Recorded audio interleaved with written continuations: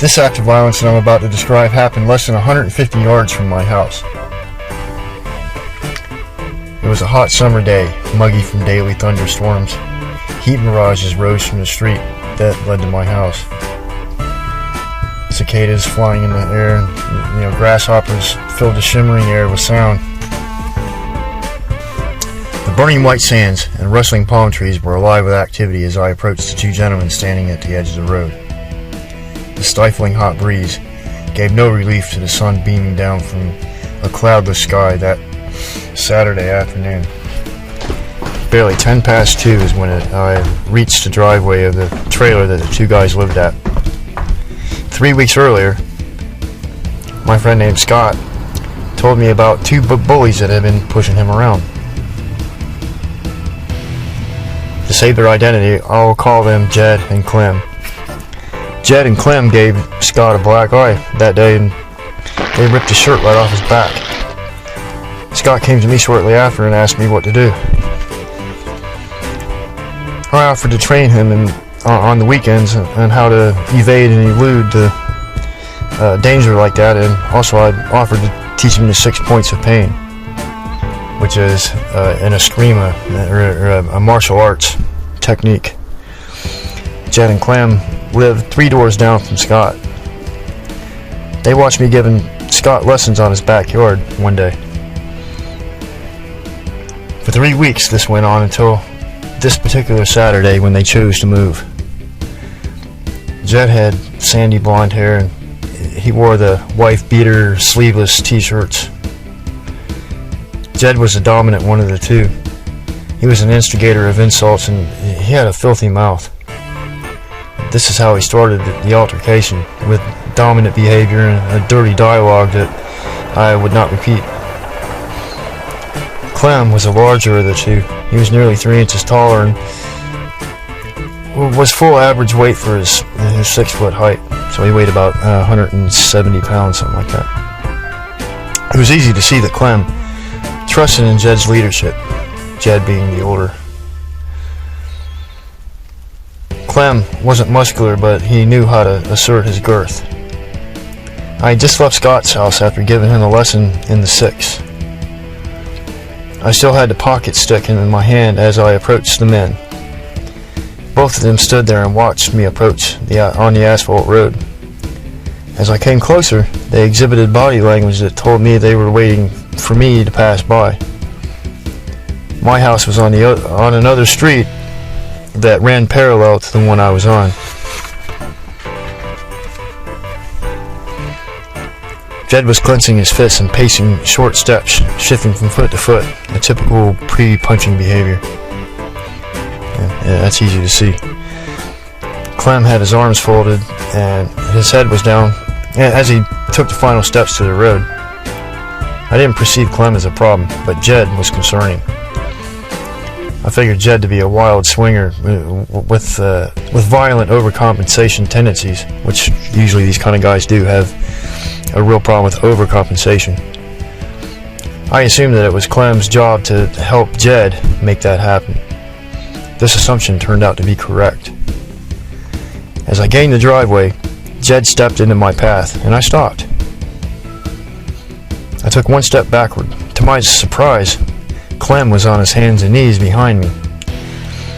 I stepped into him as I backed off of Jed. Suddenly, Jed lunged toward me as I struggled to regain my balance. It was too late to set my body mass for the impact. Jed slammed into my chest with both hands. The shove sent me sprawling across Clem's kneeling body. I landed on my elbows with my legs across Clem's back. I instinctively kicked Clem in the ribs, just below the shoulder. My intent was to knock the breath out of him so that he couldn't fight. This worked to some extent. I propelled myself onto my feet before Clem could get up. I moved to walk away, but Jed rushed me and blocked my way again. Clem was breathing in deep gasps. The labored noises reminded me of a pearl diver that stayed underwater too long. I heard Clem's noises get up and move closer. My back was to him again. Jed grappled with me. He grabbed my right arm. Once he was committed into grasp, I plunged outward with the pocket stick in my left hand. I attacked the primary nerve of his left arm, just below the elbow. The strike was true. Fortunate for me, Jed instantly lost strength, and he released his grasp. He let go as he leaned over, nursing the stunned nerve, which, if you ever had that done to you, you know how incredibly painful that is. At that moment, Clem grabbed me from behind. He managed to get my arms pulled down behind me. Clem was still dazed from the kick and was labored in breathing. Jed was angry at me for 2 reasons now instead of 1. As I suspected, he showed signs of overcompensation behavior. This is what concerned me a lot. Clem had my arms, so I leaned back, trying to make him back off a little bit. But instead, he just stood there like a rock, so I leaned my head back. In response, Clem turned his head sideways so that his temple was against the back of my head. Clem could barely see what Jed was doing, and that gave me an idea. I buried my head deeper into Clem's temple.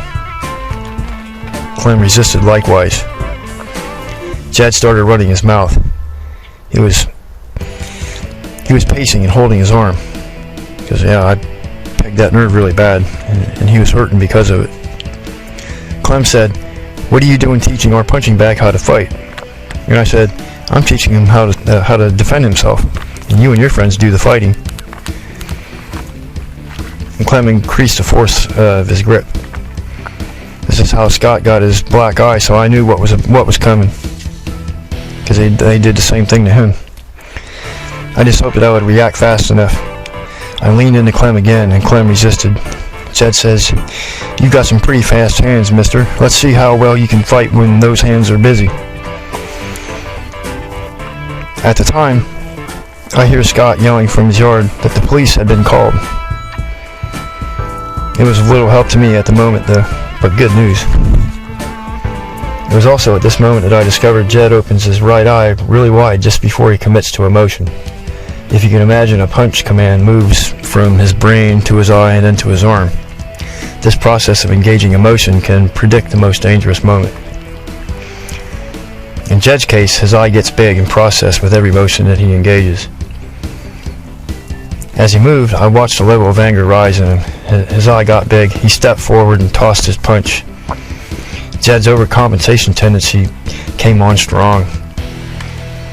He had the full weight of his momentum behind his swing.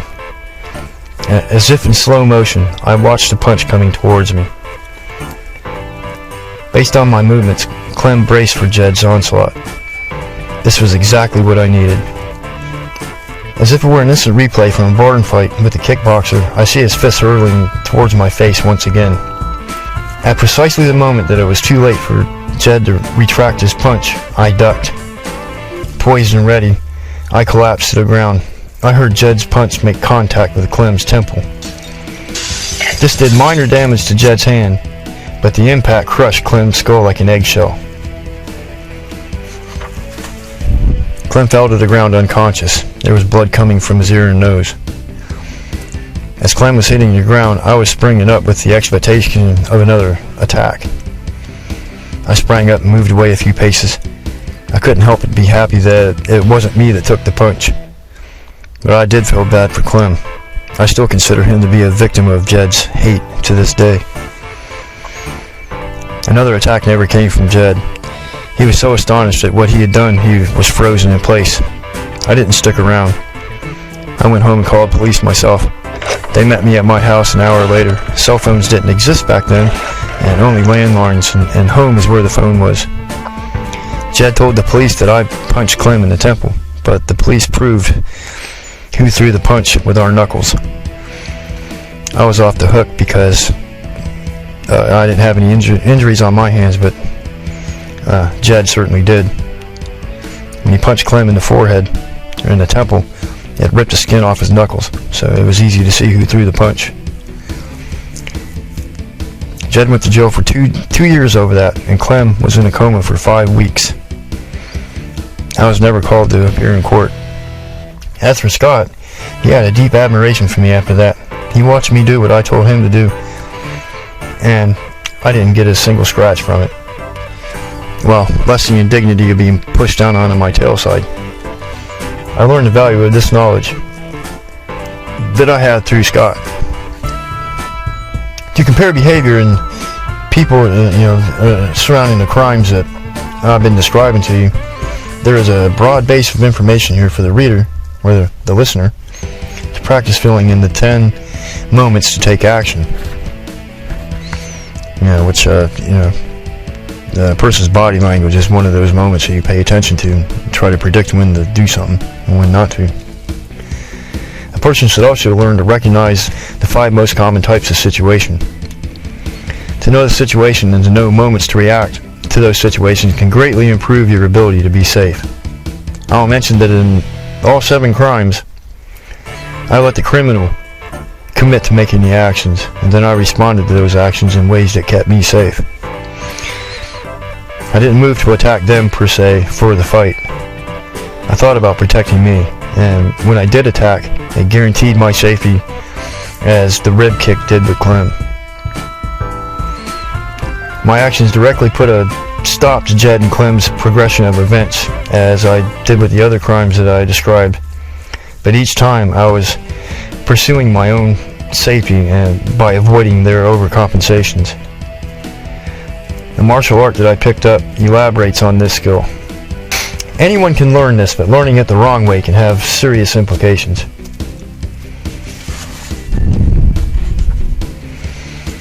Surviving an attack like this without being damaged makes a person feel superhuman almost, but that's an illusion.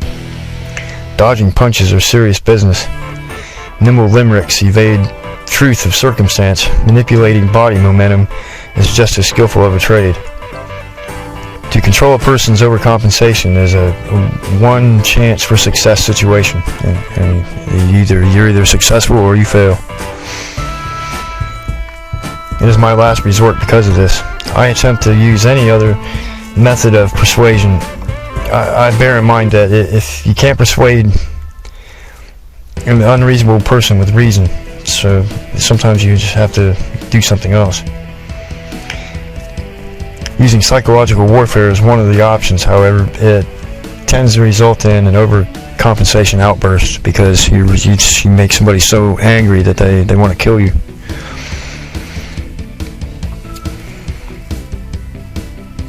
Many of them are triggered by contempt or conceit. Some overcompensation outbursts can last for a minute or more. That's a long time to fend off a brutal attacker. Some less aggressive criminals are less on learning as they go along and tend to modify their progression of events in response to the real conditions. They are cunning and they have a list of tricks to employ against their victims. In 1983, I began training as a bounty hunter. I was 16 then, and I had an aptitude for the behavioral science and analysis. This was 10 years before the food store massacre happened. Having avoided a few scrapes in high school, I was already versed in misdirection. I trained for 3 years so that at 19 I was qualified to do the work. It was my job to find these absconders, determine a method of apprehending them, and then we would go and get them. Being the company mechanic, I fixed or built a plan to capture each one of these criminals that we went after. Their unique information and their behavior are all considered weaknesses.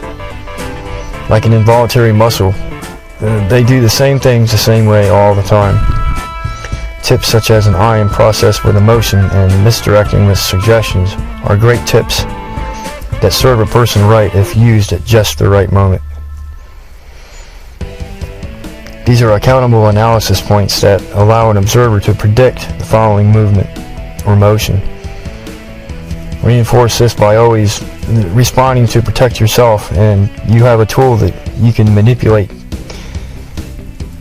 to improve your situation. In the work that I did, I had to know. These things. Many of them I learned from the scoundrels themselves, each one having their own list of limericks and misdirections to add to my collective knowledge. It was a dangerous way to get it, but that's how I got it.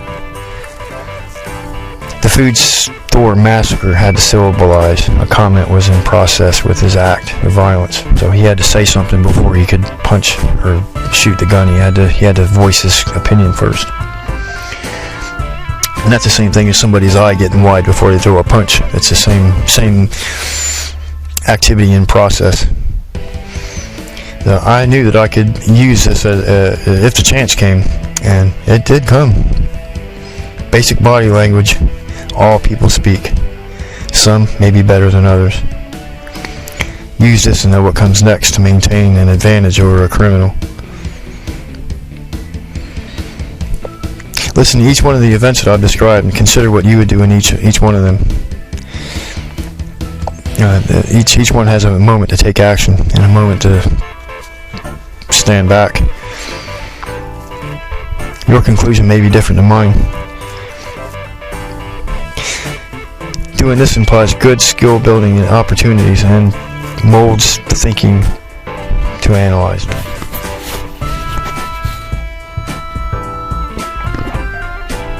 So if you like this content and you'd like to see more, you can look up Eugene Runkus /Patreon.com and see more of this kind of material over there. Thank you for watching this video. I'm your host, Eugene Runkus.